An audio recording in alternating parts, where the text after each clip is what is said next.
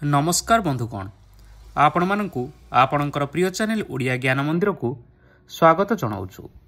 बंधुगण आज वीडियो माध्यम आम पवित्र सुदशा व्रत कहीं पालन करा जाए एवं एही वर्ष अर्थात वर्ष 2025 मसीह एही व्रत केउं दिन पड़ुअछि और यार शुभ समय केबे रहिछि एथि सहित आपण माने एही वीडियो माध्यम जानिबा पाई पाई परिबे कि एही सुदशा व्रत नवविवाहित महिला माने करिवे ना नाही। एथि सहित 10 अंक सहित एही व्रतर कौन सामंजस्य रहिछि एहार पौराणिक मत एवं विवाहित नारी मानक पाई एहार महत्व विषय संपूर्ण भाव में एही वीडियो माध्यम आमे आज आलोचना करिबा। शेष रे रहिछि माँ लक्ष्मींकर 10टी नाम एवं एही सुदशा व्रतर पूजा विधि एही दिन कौन करिवे और कौन करिवे नाही एथि सहित शुभ अशुभ राशिफल विषय रे आमे एही वीडियो माध्यम विस्तार रूपे जानिबा। ताहा पूर्व आपण मानकु अनुरोध एही वीडियो को गोटे लाइक करि नियंतु एवं जदि आपण माने एपर्यंत आम चैनल को सब्सक्राइब करि नांती ताहले वर्तमान ही सब्सक्राइब करि नियंतु। तेबे आसंतु जानिबा। सर्वप्रथमे वीडियोटी आरंभ करिबा पूर्व आपण मानकु गोटे रिक्वेस्ट आपण माने कमेंट बॉक्स रे जय माँ लक्ष्मी निश्चय लिखंतु। तेबे आसंतु जानिबा सुदशा व्रतर महत्व और धार्मिक विधि। ओडिया संस्कृति रे ओषा व्रतर यथेष्ट गुरुत्व रही। ओडिशा रे पालित हेउथिबा विभिन्न व्रत मध्यरे सुदशा व्रत अन्यतम। यह ऐश्वर्यर देवी माँ लक्ष्मींकर आराधनार एक पवित्र पर्व जहाँकि निष्ठा और भक्तिमय परिवेश मध्यरे सारा ओडिशा रे पालन करा जाए। जेकोसी ओडिया मासर शुक्लपक्ष दशमी तिथि जदि गुरुवार दिन पड़ी थाए तेबे सही दिन सुदशा व्रत करा जाए।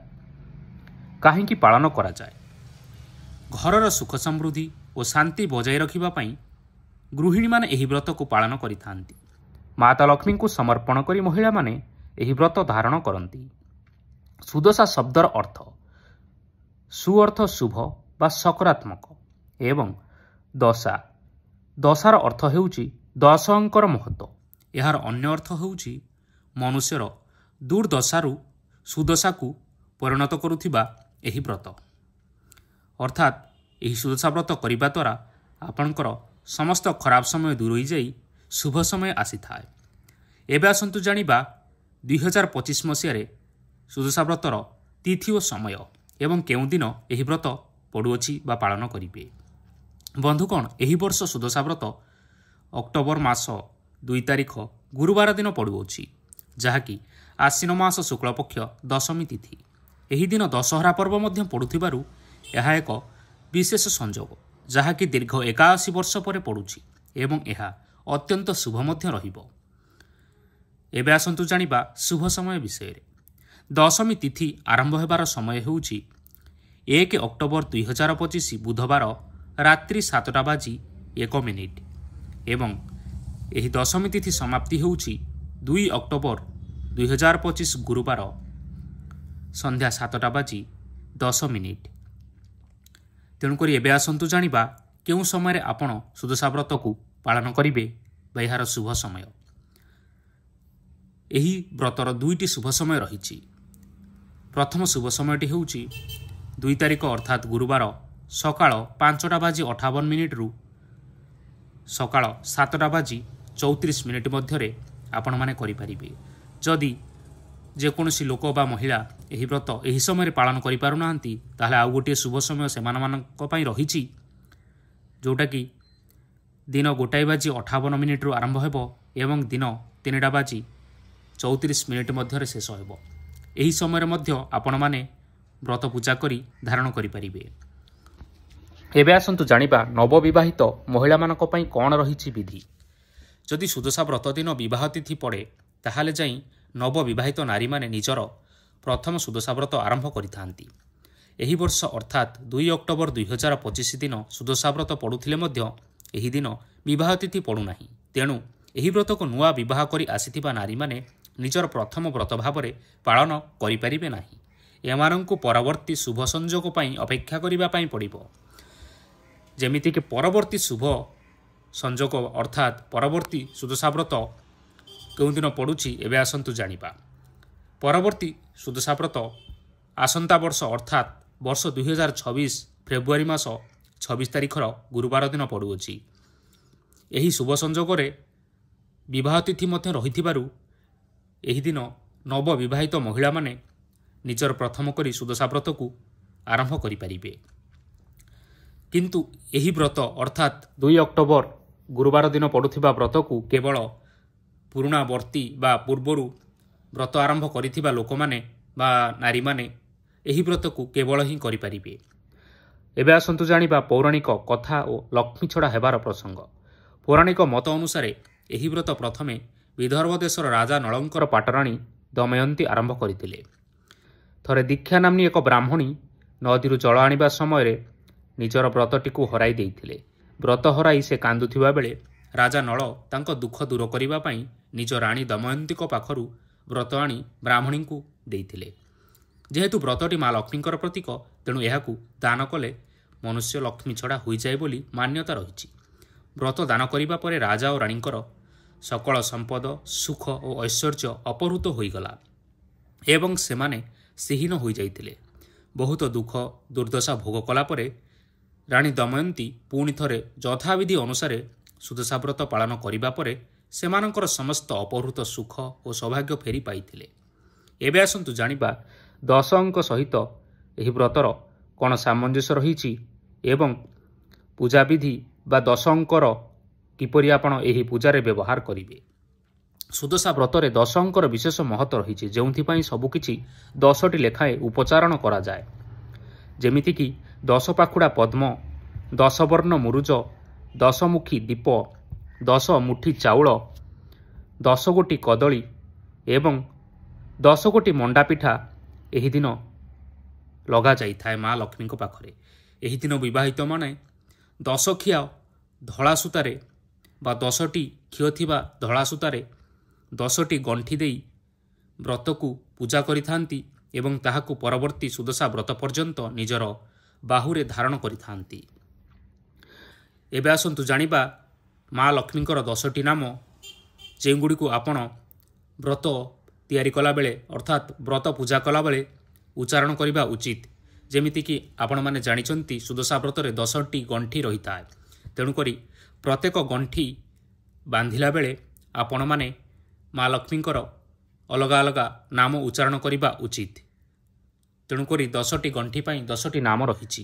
ଯେମିତିକି ଆପଣ ପ୍ରଥମ ଗଣ୍ଠି ବାନ୍ଧିଲା ବେଳେ ମା ଲକ୍ଷ୍ମୀଙ୍କର ଲକ୍ଷ୍ମୀ ନାରାୟଣୀ ନାମ ଉଚ୍ଚାରଣ କରିବା ଉଚିତ ଏବଂ ସେହିଭଳି ଭାବରେ ଦ୍ୱିତୀୟ ଗଣ୍ଠି କଲାବେଳେ ମା କମଳିନୀର ନାମ ଉଚ୍ଚାରଣ କରିବା ଉଚିତ।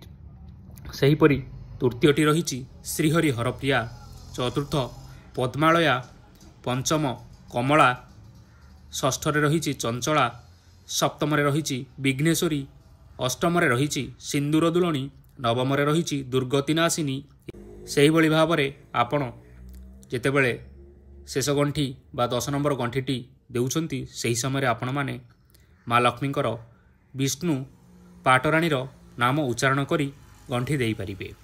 ଏବେ ଆସନ୍ତୁ ଜାଣିବା ପୂଜାବିଧି ଓ କ'ଣ କରିବେ। ପୂଜା ଆରମ୍ଭ ଅର୍ଥାତ୍ ସୁଦଶା ବ୍ରତର ପୂଜା ବ୍ରହ୍ମ ମୁହୂର୍ତ୍ତରେ ଆରମ୍ଭ କରିବା ଅତ୍ୟନ୍ତ ଶୁଭଦାୟକ ହୋଇଥାଏ, କାରଣ ଏହି ସମୟରେ ମା ଲକ୍ଷ୍ମୀ ଭକ୍ତମାନଙ୍କ ଘରକୁ ଆସିଥାନ୍ତି ବୋଲି ମାନ୍ୟତା ରହିଛି। ଏବେ ଆସନ୍ତୁ ଜାଣିବା ପୂଜା ସମୟରେ କ'ଣ ସବୁ କରିବେ।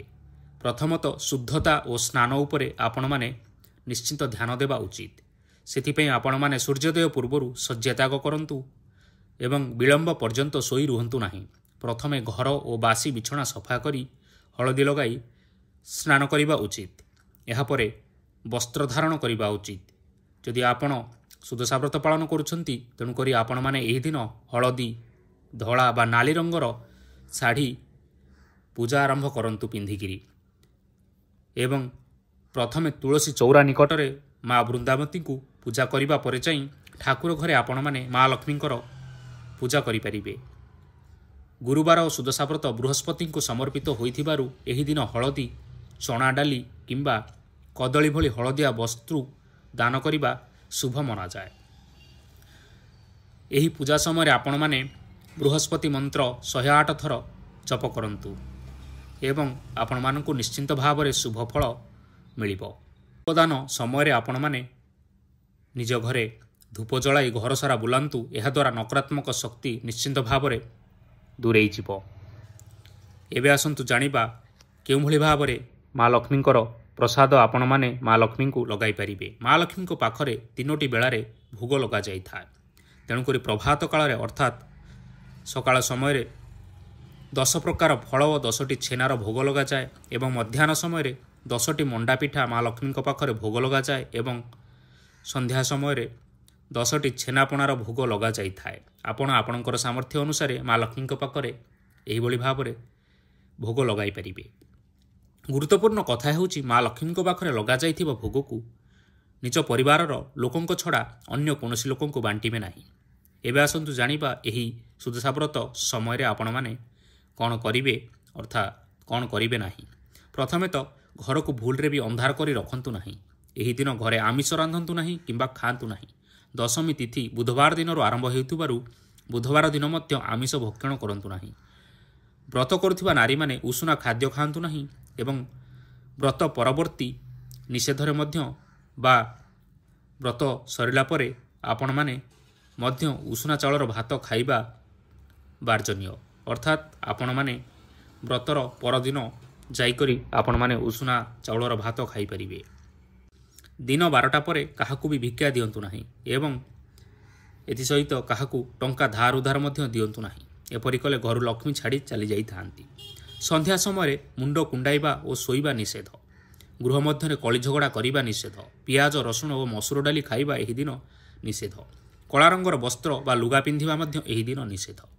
ଏବେ ଆସନ୍ତୁ ଜାଣିବା ଏହି ସୁଦଶା ବ୍ରତରେ କେଉଁ ସବୁ ରାଶିର ବ୍ୟକ୍ତିବିଶେଷମାନେ ଶୁଭ ଫଳ ପାଇବେ। ଜ୍ୟୋତିଷ ଶାସ୍ତ୍ରର ଗଣନା ଅନୁସାରେ ଏହି ସୁଦଶା ବ୍ରତ ପରଠାରୁ 8ଟି ରାଶି ଉପରେ ମା ଲକ୍ଷ୍ମୀଙ୍କର ବିଶେଷ କୃପା ବର୍ଷିବା ପାଇଁ ଯାଉଅଛି। ଆପଣମାନେ ଜାଣିଥିବେ ରାଶିଚକ୍ରରେ 12 ଗୋଟି ରାଶିମାନେ ରହିଛନ୍ତି, କିନ୍ତୁ ଏହି 12ଟି ରାଶିର ବ୍ୟକ୍ତିବିଶେଷମାନଙ୍କ ମଧ୍ୟରୁ କେବଳ 8ଟି ରାଶିର ବ୍ୟକ୍ତିବିଶେଷମାନଙ୍କ ଉପରେ ମା ଲକ୍ଷ୍ମୀଙ୍କର ଅଶେଷ କୃପା ରହିବ। ଏହାଦ୍ୱାରା ସେମାନଙ୍କର ଭାଗ୍ୟ ଖୋଲିଯିବ ଓ ପ୍ରଚୁର ଧନ ଉପାର୍ଜନର ଉତ୍ତମ ସୁଯୋଗ ମଧ୍ୟ ପ୍ରାପ୍ତ ହେବ। ଏବେ ଆସନ୍ତୁ ଜାଣିବା ମା ଲକ୍ଷ୍ମୀଙ୍କ କୃପାରୁ କେଉଁ ସବୁ ରାଶିମାନେ ଭାଗ୍ୟଶାଳୀ ରହିବେ। ସେହି 12ଟି ରାଶିର ବ୍ୟକ୍ତିବିଶେଷମାନଙ୍କ ମଧ୍ୟରୁ ପ୍ରଥମ ରାଶି ଅର୍ଥାତ୍ ଆମେ ଯେଉଁ କଥା ହେଉଥିଲେ 8ଟି ଭାଗ୍ୟଶାଳୀ ରାଶି, ସେମାନଙ୍କ ମଧ୍ୟରେ ପ୍ରଥମ ରାଶି ରହିଛି ମେଷ ରାଶି, ଦ୍ୱିତୀୟ ରାଶି ବୃଷ ରାଶି, ତୃତୀୟ ରାଶି କର୍କଟ ରାଶି, ଚତୁର୍ଥ ରାଶି କନ୍ୟା ରାଶି, ପଞ୍ଚମ ରାଶି ବିଛା ରାଶି, ଷଷ୍ଠ ରାଶି ଧନୁ ରାଶି, ସପ୍ତମ ରାଶି କୁମ୍ଭ ରାଶି ଏବଂ ଅଷ୍ଟମ ବା ଶେଷ ରାଶିଟି ହେଉଛି ମୀନ ରାଶି। ଏହି ରାଶିର ଲୋକମାନଙ୍କୁ ଭାଗ୍ୟର ପୂର୍ଣ୍ଣ ସହଯୋଗ ମିଳିବ। ବିଦେଶ ଯାତ୍ରାର ଯୋଗ ମଧ୍ୟ ରହିଅଛି ଏବଂ ଏହି ବିଦେଶ ଯାତ୍ରାରୁ ବିଶେଷ ଲାଭବାନ ହେବାର ସଂଯୋଗ ମଧ୍ୟ ରହିଅଛି। ନିଜର ବୁଦ୍ଧିମତା କାରଣରୁ ପ୍ରଚୁର ଧନ ଉପାର୍ଜନ କରିବେ। ଶିଳ୍ପ ବାଣିଜ୍ୟ ବ୍ୟବସାୟ ଓ ପରିବହନ ନିର୍ମାଣ କ୍ଷେତ୍ରରେ ଉନ୍ନତିମାନର ଫଳ ମଧ୍ୟ ପାଇବେ। ଏହି ଲୋକମାନଙ୍କର ଆଗାମୀ ଭବିଷ୍ୟତ ନିଶ୍ଚିନ୍ତ ଭାବରେ ସଫଳ ରହିବ। ଅଫିସର ଓ ସହକର୍ମୀମାନେ ଆପଣମାନଙ୍କର କାମର ପ୍ରଶଂସା କରିବେ। ପ୍ରିୟଜନମାନଙ୍କ ସହିତ ସମ୍ବନ୍ଧ ସୁଦୃଢ଼ ରହିବ। ଅଧିକ ପରିଶ୍ରମ କରିବା ଦ୍ୱାରା ପ୍ରଚୁର ଅର୍ଥ ଲାଭ କରିବାର ସୁଯୋଗ ରହିଅଛି। ବହୁତ ଦିନରୁ ଲାଗି ରହିଥିବା ଚିନ୍ତା ଓ ବିପଦରୁ ଆପଣମାନଙ୍କୁ ସମ୍ପୂର୍ଣ୍ଣ ଭାବରେ ମୁକ୍ତି ମିଳିବ। ଏହି ରାଶିର ଲୋକମାନଙ୍କୁ ସଫଳତା ପ୍ରାପ୍ତି ହେବ। ସାମାଜିକ ପ୍ରତିଷ୍ଠା ଓ ମାନ ସମ୍ମାନ ବୃଦ୍ଧି ହେବ ଏବଂ ପ୍ରେମୀ ଓ ପ୍ରେମିକାମାନେ ପ୍ରେମ କ୍ଷେତ୍ରରେ ସଫଳତା ପାଇବେ। ଶିକ୍ଷା କ୍ଷେତ୍ରରେ ଉନ୍ନତି କରିବେ। ପରିବାରରେ ମାଙ୍ଗଳିକ କାର୍ଯ୍ୟର ଆୟୋଜନ ହୋଇପାରେ। ଶୁଭ ସମାଚାର ଶୁଣିବାକୁ ମଧ୍ୟ ମିଳିପାରେ ଏବଂ ଘରେ ନୂତନ ବସ୍ତୁ ମଧ୍ୟ ଆପଣମାନେ କ୍ରୟ କରିପାରନ୍ତି। ତେଣୁ ଘରର ମହିଳାମାନେ ଘରର ସୁଖ ସମୃଦ୍ଧି ଓ ଶାନ୍ତି ବଜାୟ ରଖିବା ପାଇଁ ଏହି ବ୍ରତକୁ ବହୁତ ନିଷ୍ଠାର ସହିତ ପାଳନ କରିବା ଆବଶ୍ୟକ। ତେଣୁ ବନ୍ଧୁଗଣ, ଆପଣମାନେ ଏହି ଭିଡ଼ିଓ ମାଧ୍ୟମରେ ଆଜି ଏହି ପବିତ୍ର ସୁଦଶା ବ୍ରତର ସମ୍ପୂର୍ଣ୍ଣ ବିବରଣୀ ବିଷୟରେ ଜାଣିବା ପାଇଁ ପାଇପାରିଲେ। ଯଦି ଆପଣମାନଙ୍କ ମନରେ ଆଉ କୌଣସି ପ୍ରଶ୍ନ ରହିଅଛି ବା କିପରି ବ୍ରତ କରିବେ ଏହାର ଭିଡ଼ିଓ ଅର୍ଥାତ୍ କେଉଁ ସମୟରେ କ'ଣ କରିବେ ନାହିଁ ଏବଂ ଆଉ ଯଦି କୌଣସି ପ୍ରଶ୍ନ ରହିଛି ଆପଣମାନେ କମେଣ୍ଟ ବକ୍ସରେ ଆମକୁ ଜଣାନ୍ତୁ। ଆମେ ପରବର୍ତ୍ତୀ ଭିଡ଼ିଓରେ ଆପଣମାନଙ୍କୁ ସେହି ସବୁ ପ୍ରଶ୍ନର ଉତ୍ତର ଦେବୁ। ତେବେ ଆଶା କରୁଛୁ ଆପଣମାନଙ୍କୁ ଏହି ଭିଡ଼ିଓଟି ନିଶ୍ଚୟ ପସନ୍ଦ ଆସିଥିବ। ପସନ୍ଦ ଆସିଥିଲେ ଏହି ଭିଡ଼ିଓକୁ ଲାଇକ୍ କରିବା ସହିତ ଆପଣଙ୍କ ପ୍ରିୟଜନମାନଙ୍କ ସହିତ ସେୟାର କରିନିଅନ୍ତୁ। ଧନ୍ୟବାଦ।